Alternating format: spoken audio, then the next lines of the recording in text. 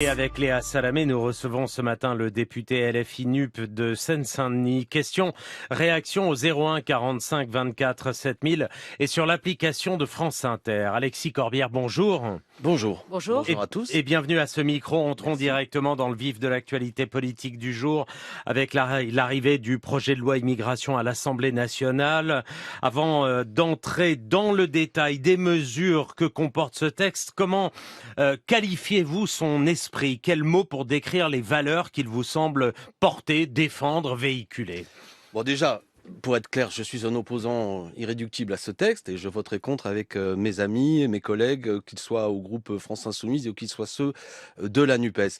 Mais je vais dire une chose, je suis un opposant à la théorie du grand remplacement et pourtant, le grand remplacement existe, c'est ce texte. C'est la volonté de remplacer la grande conversation du pays qui est d'abord une préoccupation sociale. Je vois bien l'inflation qui touche, les prix qui augmentent, la difficulté sociale des gens.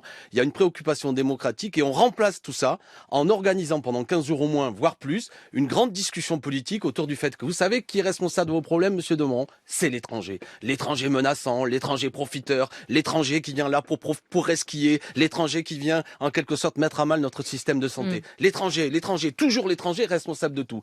Cette conversation est politicienne, elle a sans doute pour ambition, je vais être généreux, dans l'esprit de monsieur Darmanin, de dire que c'est ainsi qu'il va combattre l'extrême droite et les idées de Marine Le Pen, mais je considère qu'au contraire, il va alimenter une conversation dont à l'arrivée, les seuls vainqueurs seront l'extrême droite. Écoutez, Madame Salamé, vous vous souvenez, Oui. C'était, je crois, en février 2021, Gérald Darmanin avait participé à une émission sur France 2, au cours de laquelle il avait dit à Madame Le Pen qu'il l'a jugée trop molle. Et puis, il y a quelques mois, il a dit « J'ai fait une erreur de débutant en parlant ainsi ». Eh bien, je dis à Monsieur Darmanin, vous faites cette fois-ci non plus une erreur de débutant, mais une erreur de rebutant. Vous rebutez véritablement des gens comme moi en utilisant une fois de plus la thématique de l'étranger menaçant pour soi-disant essayer de combattre l'extrême droite, alors que vous ne faites que l'alimenter. Ça va être dur. Non, pardon, mais c'était pour dire, parce que tout le reste en découle. J'espère qu'on aura compris. Donc, on va venir sur le fond de cette loi et l'esprit, en tout cas tel que Gérald Darmanin la présente. Mais d'abord, il y a une motion de rejet qui est déposée tout à l'heure par les écologistes, qui sera examinée. Cette motion de rejet, si elle est votée par toute l'opposition, eh bien, ça casse l'examen du texte. Il n'y aura pas d'examen du texte. Gérald Darmanin a raillé cette initiative sur France Info. Il a dit oui, arithmétiquement, les oppositions peuvent se coaliser et voter contre le texte, mais ce serait la coalition entre la carpe et le lapin. Vous voyez des parlementaires LR voter une motion sur l'immigration avec les Verts et la France Insoumise. Vous voyez le PS et Olivier Marleix dans le même paquet de votes. Franchement, ils pensent des choses radicalement opposées. Ils vont pas voter tous ensemble ce texte, cette motion de rejet. Qu'en pensez-vous ?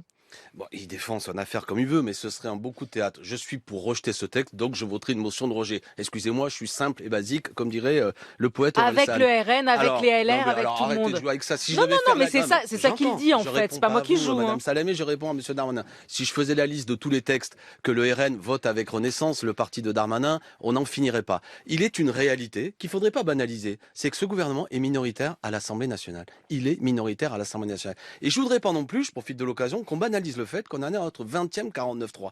Il se met en place une forme de, comment dirais-je, de petite musique antidémocratique qu'on voudrait faire accepter à nos concitoyens, que finalement on discute plus des textes du budget et que le gouvernement veut imposer des textes sur lesquels il n'est pas majoritaire. Et bien précisément, il peut arriver tout à l'heure, et je le souhaite ardemment, que ce texte soit rejeté parce qu'il n'est pas majoritaire. Il y a eu un sondage Viva Voice pour Libération il y a 3 semaines qui dit que les Français majoritairement plébiscitent les mesures du texte. Attendez, là, alors si on dirige par coup de sondage, si vous voulez, j'arrête et je démissionne. On fait plus d'Assemblée nationale. Non, mais parce que vous décidez que ce texte n'est pas majoritaire. Vous dites ce texte n'est pas majoritaire. À l'Assemblée nationale, on va peut-être le voir. Je suis en train de dire. Attendez, mais même dans le pays, deux choses l'une. À l'Assemblée nationale, je dis à ce stade. Attendez, on va le vérifier tout à l'heure.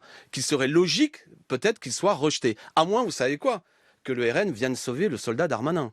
Parce que je retourne l'argument contre Gérald Darmanin. S'il fait passer, si la motion de rejet ne passe pas, c'est que le RN sera venu le sauver. Donc vous savez bien que les amis ne risquent pas d'être du côté de ce que croit Monsieur Darmanin. Fabien Roussel. Et enfin, pour terminer, oui, quand on chauffe un pays, peut-être, sur des problématiques, et il y a des outils idéologiques qui existent aujourd'hui pour faire de l'immigration au sujet, ça peut amener à ce que les Français soient momentanément troublés, mais je les invite à suivre la discussion et nos arguments. Fabien Roussel laisse entendre que les communistes pourraient s'abstenir et pas forcément voter contre le texte. Qu'en pensez-vous ? Je suis pas porte-parole de Fabien Roussel, mais les communistes ont dit qu'ils voteraient contre. Ils ont fait une conférence de presse, je parle du groupe communiste qui voterait contre. Je crois même avoir depuis entendu Fabien Roussel disant qu'il voterait contre. Après, peut-être qu'il a voulu faire une astuce en disant qui voulait, quelque sorte, faire quelques prises au passage. Je ne sais pas, mais j'ai totalement confiance au fait qu'ils sont, et je les ai vus, je pense à Elsa Fossillon, qui est la responsable communiste dans cette discussion, qui est une formidable opposante à ce texte. Alors, ce texte veut faciliter l'expulsion d'étrangers condamnés pour crimes et délits. Il veut lever plusieurs verrous qui empêchent d'expulser des étrangers parce qu'ils sont arrivés en France avant l'âge de 13 ans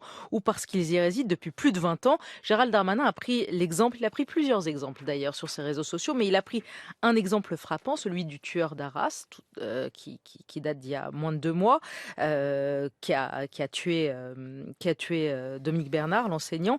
Il frappait sa mère et nous n'avons pas pu lui mettre une OQTF, une obligation de quitter le territoire, parce qu'il était arrivé avant l'âge de 13 ans. Grâce à cette loi, on aurait pu l'expulser. Voilà ce que dit Gérald Darmanin pour expliquer l'importance de ce texte. Qu'en pensez-vous? C'est pas un argument qui parle? J'ai participé à l'hommage à Arras rendu à Dominique Bernard, qui discutait, c'était assez poignant, avec des professeurs qui ont eu l'élève devenu le criminel. Depuis longtemps, cet élève était quand même connu des enseignants, et beaucoup d'enseignants m'ont dit, mais qu'est-ce qui s'est passé en termes de prévention, de suivi, etc.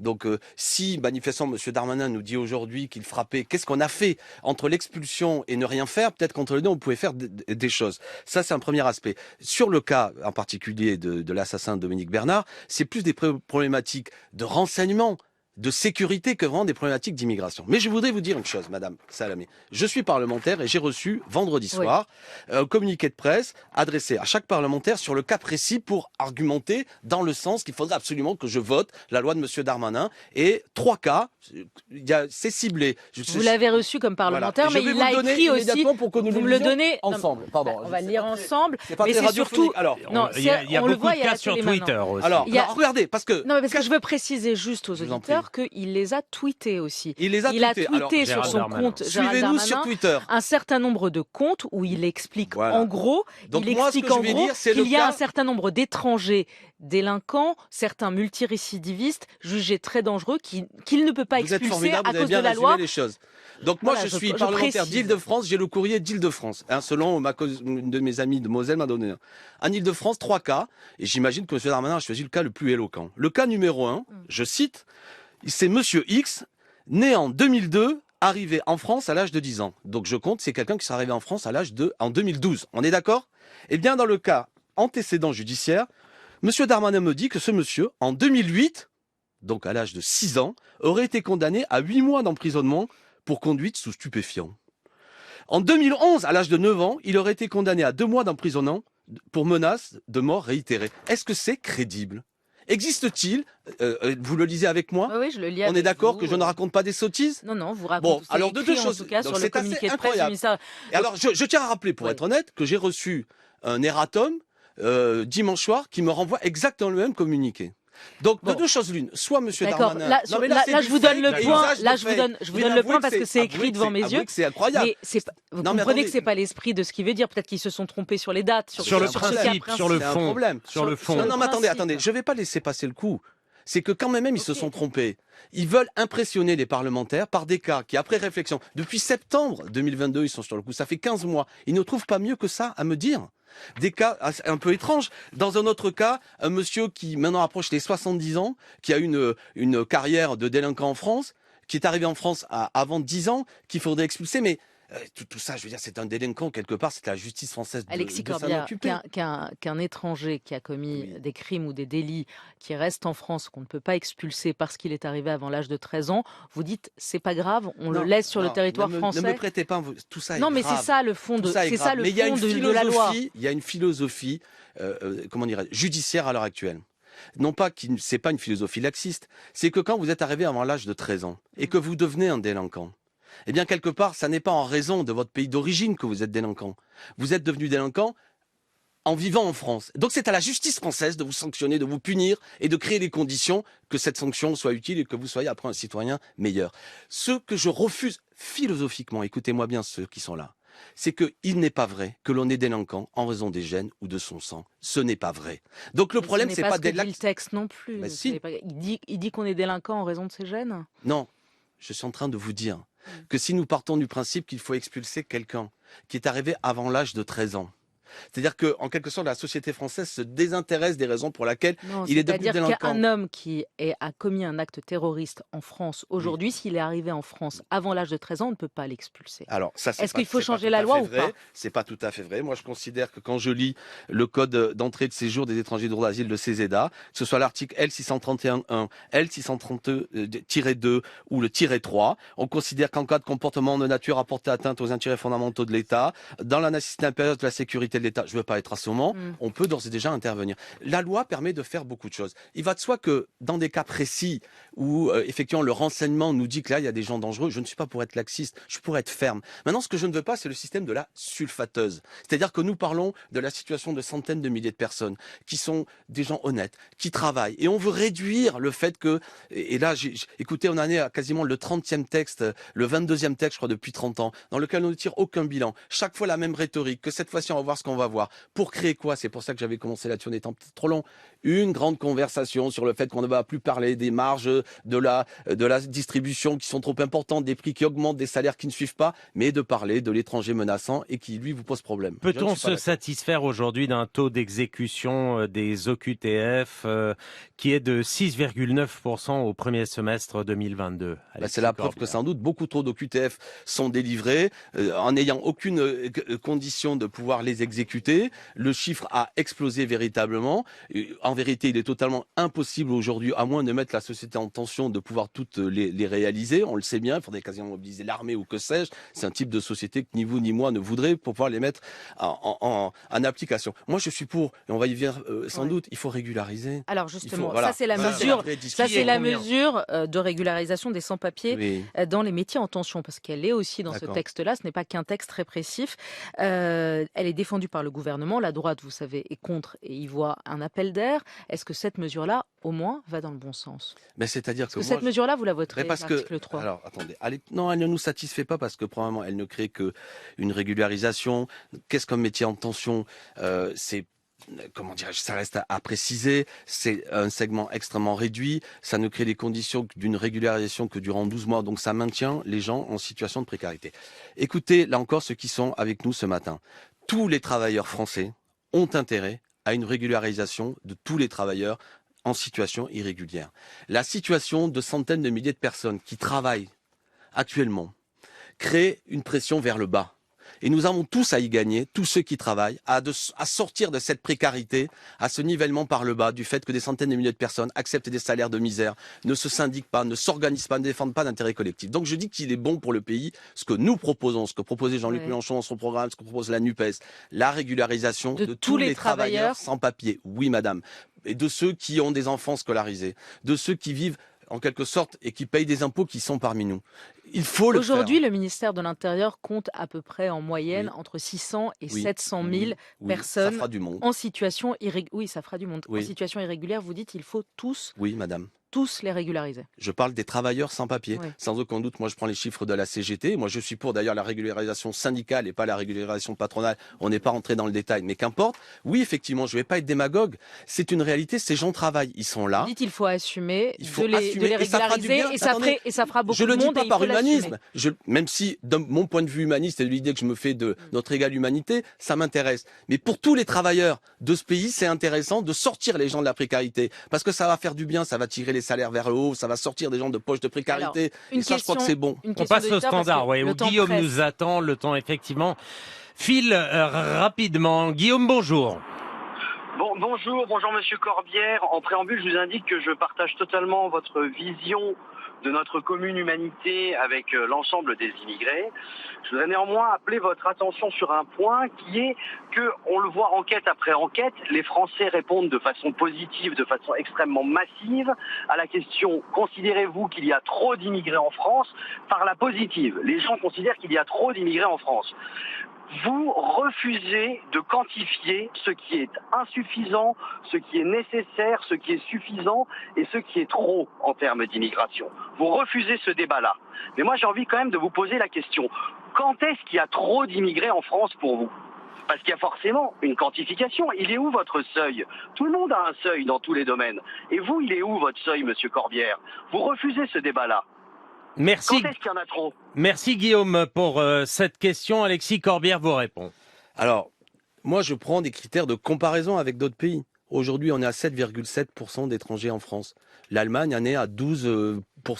Donc nous ne sommes pas, contrairement parfois à peut-être ce qui est répété, un pays, la France, qui se singulariserait par l'accueil massif d'étrangers. Je crois qu'à l'heure actuelle, nous ne sommes pas en situation d'une vague Donc pour migratoire. vous, une moyenne à peu près de 250 à 300 000 arrivées en France par an, ça ne vous semble pas trop, c'est ça que vous Mais dites? ça dépend du nombre d'habitants. Mais parce qu'il vous demande un non, mais à seuil. ce stade, non, mais nous avons surtout une problématique d'accueil plus qu'une vague migratoire. Après, que ces choses soient claires. Moi, je ne pense pas que le projet de notre pays, c'est de créer des conditions à travers de libre-échange, des dérèglements climatiques, des guerres, que des millions de gens, on nous dit même que d'ici 2050, 250 millions de gens pourraient quitter leur pays. Bon, donc il faut créer les conditions que, j'ai oublié le prénom de la personne qui m'a interrogé, que les gens restent chez eux, qu'ils puissent vivre chez eux, vivre et travailler au pays, etc. Mais après, je ne suis pas pour remettre en cause le droit d'asile. J'observe aussi, si Guillaume m'écoute, que ceux qui sont les plus anti-immigrés ne donnent pas non plus de chiffres. Maintenant, moi, je vais être honnête et je le répète. Il y a aujourd'hui, sans aucun doute, nous disent des organisations syndicales, 400 000, 600 000 personnes qui travaillent actuellement. Oui, je suis pour les régulariser. Parce que Guillaume, vous pouvez faire toutes les mesures que vous voudrez. Nous ne les mettrons pas dehors. Personne ne le fera.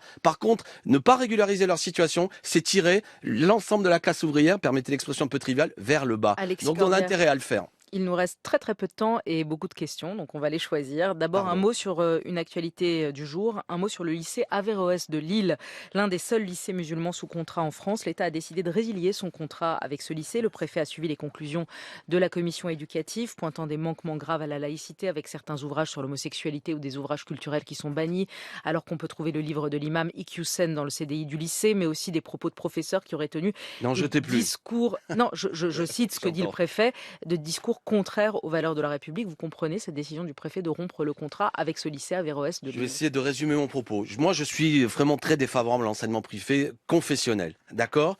En même temps, je suis pour que l'établissement privé reste sous contrat. Je vois d'un œil inquiet le fait que désormais cet établissement ne sera plus sous contrat. Je pense j'aurais préféré peut-être que dans un premier temps, il y ait des recommandations qui soient faites de la part du préfet à cet établissement pour vérifier telle ou telle mesure qui devait être prise. Peut-être que ce que dit monsieur le préfet est exact, il y a des choses. Je n'ai pas eu l'impression qu'il y a eu cette démarche, en quelque sorte, de mise en garde, mais d'un seul coup, le couperet est tombé. J'invite aussi, j'ai quelques exemples en tête, je ne vais pas dire à ce micro, qu'il y a des lycées privés, confessionnels, catholiques, qui ont été pointés par, des fois, la presse, où il se passe des choses homophobes, intolérables, et qui n'ont pas été pour autant totalement sanctionnés. Donc je ne voudrais pas, je vois ça de loin, qu'il y ait une espèce de passion un peu politicienne à l'ouverture du débat sur le texte Non, je vous migration. pose la question sur la décision du préfet qui vient d'être prise de couper le contrat. Au vu des éléments que j'ai, je ne la comprends pas. J'aurais préféré d'abord que le préfet cadre, si je puis dire, les responsables, leur pose des questions et des exigences précises avant d'en arriver à la conclusion auquel il est arrivé très rapidement. Question politique sur l'appli d'Inter. Osra, êtes-vous toujours en contact avec Monsieur Mélenchon? Que lui dites-vous en cette période où la polémique occupe trop de place? Ben moi, je travaille dans la France Insoumise avec tous mes amis. Jean-Luc Mélenchon, j'en ai été un très très proche pendant 25 ans. Chacun a suivi, je vais pas en dire plus ce matin parce que je veux me concentrer sur la bagarre contre la loi Darmanin. Vous n'êtes plus proche? Vous avez été son très très proche, vous le mettez au passé? On a suivi le fait qu'il y a eu des débats.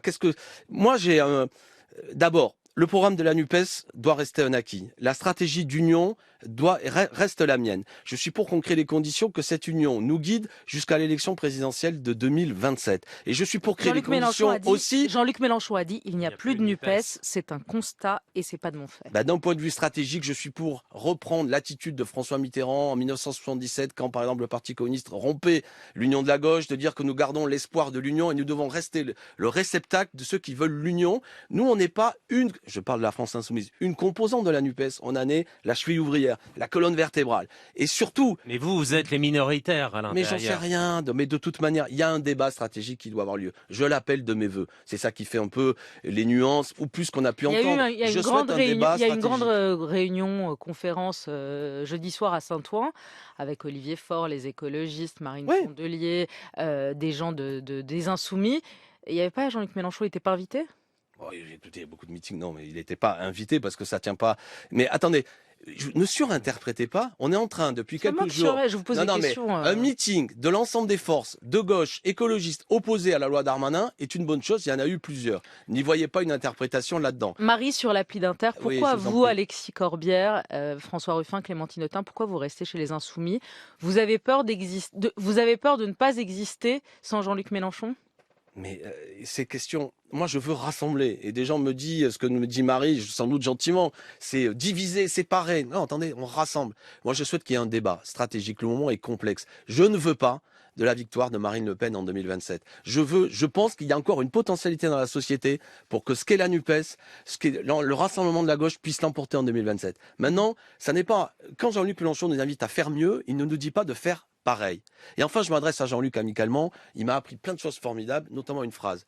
La réussite de l'élève est la gloire du maître. Eh bien, souffrez du fait que quelques-uns de ces élèves essayent aujourd'hui d'aller vers la réussite pour sans doute lui apporter encore plus de gloire. Voilà où on en est. Moi, je veux... Ça veut dire quoi cette phrase? Pour lui mais- apporter encore plus de méditer. gloire, c'est-à-dire laissez-nous nous émanciper, on viendra vers toi Ah à bah, à 2027. partir du moment où il y a une ça veut feuille de dire route quoi? qui nous est donnée au soir de l'élection présidentielle de 2022, que Faites mieux. Faites mieux, que lui-même, j'en reste moi à ce que nous dit Jean-Luc, qui veut passer la main. C'est un peu normal qu'il y ait toute une série de gens qui s'échauffent. Vous avez Vous l'impression avez qu'il évoqué veut des noms. passer la main. Vous avez l'impression qu'il veut passer la main. Attendez, moi je suis pas dans l'interprétation des choses. Il y a quelques noms que vous m'avez annoncés. François Ruffin, Clémentine Autain. Si ces gens travaillent à porter nos couleurs pour la suite, moi je leur dis bravo et modestement je les aide. Je crois que c'est comme ça qu'il faut être à la hauteur du moment dans lequel on est. Merci Alexis Merci. Corbière d'avoir été à notre micro ce matin. Merci Merci à beaucoup. vous.